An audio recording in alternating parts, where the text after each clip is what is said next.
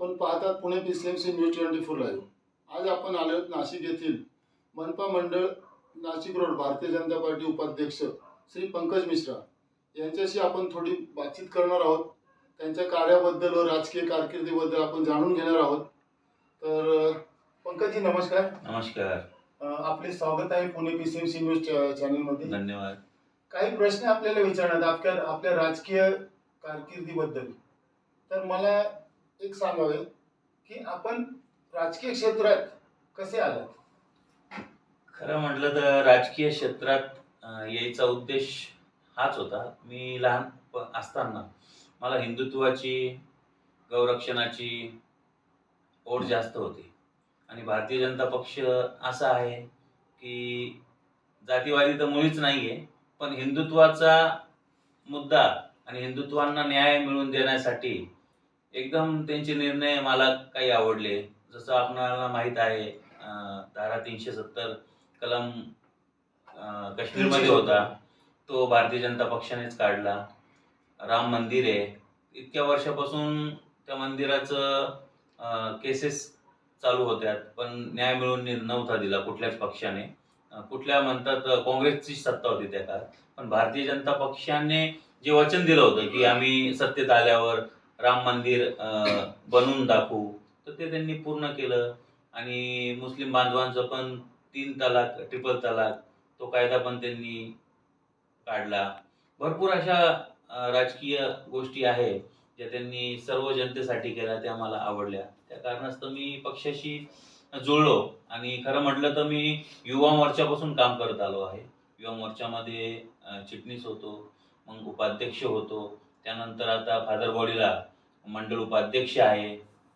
आता पुढे बघूया, पण पक्षाशी आम्ही जुळलेलो आहोत आणि एकनिष्ठ आहोत। म्हणजे थोडक्यात असं म्हणायचं की मोदीजींच्या कार्यप्रणालीला आपण प्रेरणा म्हणजे मोदीजींची प्रेरणा घेऊन आपण भारतीय पक्षात प्रवेश केला, जनता पक्षात। बरोबर आहे, ते तर ज्येष्ठ नेते आहे आणि भारतीय जनता पक्षाचे आणि आपल्या देशाचे पंतप्रधान आहे आणि महाराष्ट्राचे लाडके मुख्यमंत्री देवेंद्र फडणवीस साहेब यांचं पण कार्य खूप चांगलंच आहे। आणि तसंच उत्तर प्रदेशमध्ये योगी आदित्यनाथ ते पण मुख्यमंत्री आहे, आपल्याला माहीतच आहे, त्यांचं पण खूप कार्य चांगलं आहे। तर त्या सर्व गोष्टी डोक्यात ठेवूनच या गोष्टी आम्हाला आवडल्या आणि आम्ही पुढे पण हे कार्य असंच करत राहू पक्षासाठी आणि भरपूर करायची इच्छा आहे, करतच राहूया। आता आपण थोडं स्थानिक प्रश्नांवरती चर्चा करूया।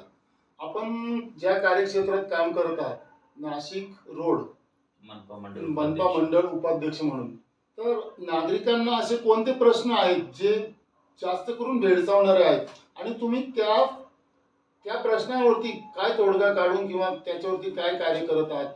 आतापर्यंत तुम्ही कोणते कार्य केले नागरिकांच्या हितासाठी? मी खरं म्हटलं तर पक्षाने मला जे पण कार्य न म्हणता जी पण जबाबदारी दिली ती पूर्णपणे करतोच, ते तर त्याच्यात काही शंका नाही। आणि मी एक नागरिक म्हणून माझ्या परिसरामध्ये असो या नाशिक रोड परिसरामध्ये आहे, कुठल्या पण नागरिकाला कुठली पण माझ्याकडनं काही गरज पडली, मदत पडली, जी काही आहे तर ती पूर्णपणे करतो। अशी भरपूर आहे कामं मी केलेली आहे। ते नागरिक पण नाशिकमध्ये परिसरामध्ये आहेत, त्यांना कधी पण तुम्ही विचारू शकतात की यांनी काय कामं केले काही नाही। आणि कधी माझ्या मनाला असं वाटतं बुवा मी तर कुठला नगरसेवक नाहीये या मला कुठलं असं शासकीय पद नाहीये, तरी पण नागरिकांना कुठल्या पण परिस्थितीमध्ये न्याय मिळवून देण्यासाठी मी धडपड करत असतो आणि ती माझी कायमस्वरूपी असणार। पद असो नसो, एक नागरिक म्हणून ते माझं कर्तव्य आहे नाशिककर म्हणून। वा, छान। आणि आता सध्या आपण बघत आहोत की कोरोनाच्या काळानंतर सगळ्यात जास्त भेडसावणारा नागरिकांना प्रश्न म्हणजे आरोग्याचा। बरोबर। तर आरोग्याविषयी खूप जनजागृती भारत सरकारतर्फे करण्यात येत आहे, परंतु स्थानिक पातळीवर तुम्ही आरोग्याशी निगडीत की कोणाला आरोग्याची मदत पाहिजे किंवा कोणाला योजनेमध्ये कार्य करायचे, त्याबद्दल तुम्ही काय आजपर्यंत कार्य केले का? नागरिकांना सर्वात जास्त भेडसावणारा प्रश्न म्हणजे आरोग्याचा प्रश्न, त्याबद्दल आपण काय म्हणाल? कोरोनाचा विषय आपण काढला, कोरोना काळामध्ये 2022 मध्ये मी स्वतः ज्यावेळेस पहिला लॉकडाऊन होता त्यावेळेस बिटको रुग्णालय आहे आमचं, सरकारी जितके रुग्णालय, सिव्हिल रुग्णालय आहे, तिथे मला मनमाडवरनं, नांदगाववरनं, भरपूर जळगाव, चाळीसगाववरनं कोरोनाच्या काळात लोकांना बेड भेटत नव्हते, ऑक्सिजन भेटत नव्हतं. मी माझ्या घरचं पण उदाहरण सांगतो आणि बाकी इतर लोकांचं पण सांगतो. तर मला एक कॉल आला की आम्हाला बेड पाहिजे. तर मी नांदगावचे नगराध्यक्ष आहे, त्यांना फोन केला. श्री राजेशजी बबिगोळे होते ते. त्यांना सांगितलं असं असं आहे, नाशिकमध्ये सर्व प्रायव्हेट सिव्हिल हॉस्पिटल फुल आहे, बेड नाही आणि मनमाडचे पेशंट आहे, माझ्या घरातलेच आहे, त्यांना तुम्ही बेड अवेलेबल करून द्या. तर त्यांनी मला शब्द दिला, चालेल म्हणे, पाठवून द्या भाऊ. तर मग मी 2:30 वाजता त्या पेशंटला तिथे पाठवलं. दुसरे पण होते, त्यांनी ॲडमिट करून घेतलं. म्हणजे त्या काळामध्ये हा आजार नवीन होता, लोकांना, या सरकारला माहीत नव्हतं या आजारापासून कसं वाचायचं. त्यानंतर मोदीजींनी भरपूर त्याच्यात सुधार आणली, कोविड वॅक्सिन आणली, ती जनतेला मोफत दिली.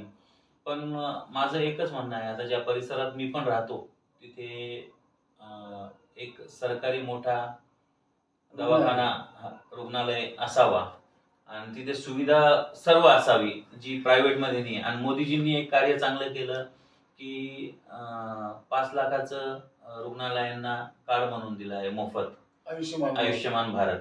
तर त्यामार्फत पण भरपूर लोकांना त्याचा बेनिफिट आहे.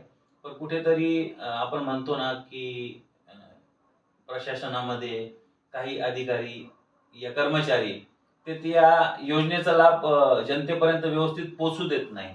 अशा भरपूर कंप्लेंट्स आमच्याकडे येतात की आम्ही दवाखान्यात गेलो, मोदीजींचं ते कार्ड घेऊन गेलो आयुष्यमान भारताचं, या राशन कार्ड घेऊन गेलो, तर ते आम्हाला सांगतात की तुमचं ऑनलाईन नाही आहे, तुमचं नाव दिसत नाही आहे. तर त्या कारणामुळे ते पेशंटला ट्रीटमेंट व्यवस्थित देत नाही. मग ते लोक नाराज होतात की तुमच्या योजना बोगस आहे, काय उपयोगाच्या नाही. तर म्हणजे तुम्हाला असं सांगायचं की पारदर्शकता जास्त आली पाहिजे. सरकारने योजना जी चांगली केलेली आहे त्यामध्ये पारदर्शकता हवी. पारदर्शकता आल्यानंतर त्याचा फायदा गरीब जनतेपर्यंत, गरीब रुग्णांना त्याचा फायदा होईल. तर कुठेतरी आपल्याला असं वाटतं की स्थानिक पातळीवर जे वरिष्ठ आहेत त्यांनी या गोष्टीमध्ये लक्ष घातलं पाहिजे. याबद्दल आपलं काय म्हणणं? अवश्य, मी तर या माध्यमातून हेच बोलणार, आपल्या न्यूज चॅनलच्या माध्यमातून, की सरकारी योजना गव्हर्नमेंटने खूप चांगल्या दिल्या आहे. रुग्णांच्या असो, गोरगरिबांसाठी असो, शेतकऱ्यांसाठी असो, मजुरांसाठी असो, प्रत्येक नागरिकांसाठी योजनेचा परिपूर्ण 100% फायदा हा जनतेपर्यंत पोहोचला पाहिजे.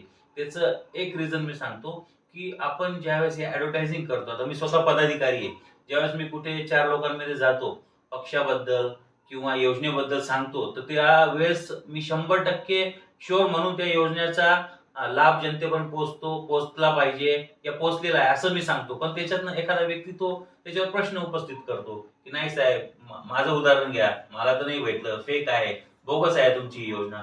तर त्यावेळेस आम्हाला उत्तर देणं कठीण होऊन जातं. म्हणून पारदर्शकता आली. म्हणजे आपलं म्हणणं हेच आपण सांगू इच्छिता की सरकारी योजना छान आहेत, चांगल्या आहेत, परंतु त्या गोरगरीब जनतेपर्यंत पोहोचल्या पाहिजे. त्याच्यामध्ये पारदर्शकता असणं खूप गरजेचं आहे आणि यावर कार्य करणं, वरिष्ठां पातळीवरून हे कार्य होणं गरजेचं आहे. नक्कीच पंकजी, नक्कीच तुमचं कार्य खूप छान आहे. भारतीय जनता पक्षामध्ये एक आदर्श पदाधिकारी म्हणून तुमचं नाव नावाजलं जातं. तर या पुढील काळात आपण असं कुठलं ध्येय धोरण ठेवलं आहे की पक्षामार्फत आपण हे कार्य सिद्धीस न्याल, किंवा आपली काय इच्छा आहे की पक्षामार्फत आपण कुठलं कार्य कराल? पक्षाने दिलेली जबाबदारी मी आधीच सांगितलंय आपल्याला, मी पार पूर्णपणे करतोच. पण माझ्या एक मनामध्ये संकल्पना आहे की शासनाने, प्रशासनाने, केंद्र सरकारने थोडक्यात, की गोरगरिबांना शिक्षण आणि आरोग्य या 2 गोष्टी फार गरजेच्या आहे. तर ह्या एकदम परिपूर्ण 100% नागरिकांना बिना अडथळा, बिना अडचणीच्या मिळाल्या पाहिजे. म्हणजे थोडक्यात सोपी कार्यपद्धती आरोग्याविषयी, कुठल्याही क्षेत्रामध्ये आरोग्य योजना असेल किंवा शैक्षणिक योजना असेल त्यामध्ये अगदी सोप्या पद्धतीची कार्यप्रणाली व्हावी, जेणेकरून सामान्य नागरिक ती योजनेचा लाभ घेऊ शकतो, असं तुमचं म्हणणं आहे? नक्कीच नक्कीच. नक्की.